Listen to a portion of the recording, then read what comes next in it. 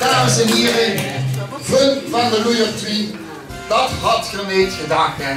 Dat op de 11e van de 11e 2 tempeliers, en nog niet de minste zou ik zeggen, 2 tempeliers heen naar u gekomen om het bijzonders te doen.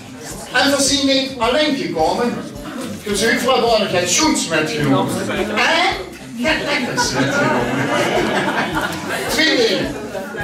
Je kunt je misschien rappelleren dat op vastelovens dinsdag in de streek op de Vriend altijd het Zaten Hermeniekes concours is. En alle Zaten Hermeniekes doen ieder jaar een vrijwillige bijdrage op de Vriendhof geven als ze nemen de jury komen.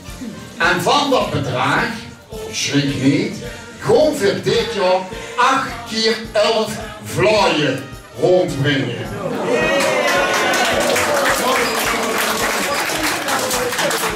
En die 8 keer 11 vlaaien, die gewoon weer namens de tempeliers, gewoon weer rondbrengen naar de verzorgingstehuizen in de streek.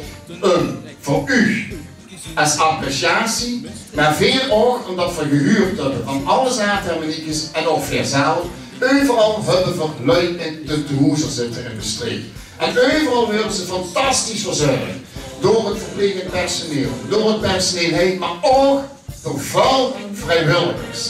En die vrijwilligers willen we met name in het zonnetje zetten door in al die tehuizen vlaaien te gaan aanbieden. En daar wil ik aan Nicole vragen. Nicole, kom naar verder dan. Zie het symbolisch van al die vrijwilligers van de Bestreekse tehuizen de eerste vlaaien ontvangst hebben. Ze krijgt er een veer, dus die maakt ze streng heerlijk verdelen. Als appreciatie van al het werk wat ze voor u doen.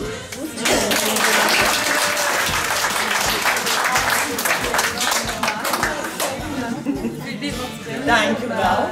Ja, ik wil iedereen heel erg bedanken, de tempeliers, de Zatenhermeniekes met name, Bekkerij Hermans, want het zien gewoon heel onzeker zwoer tegen, met name in de zorg.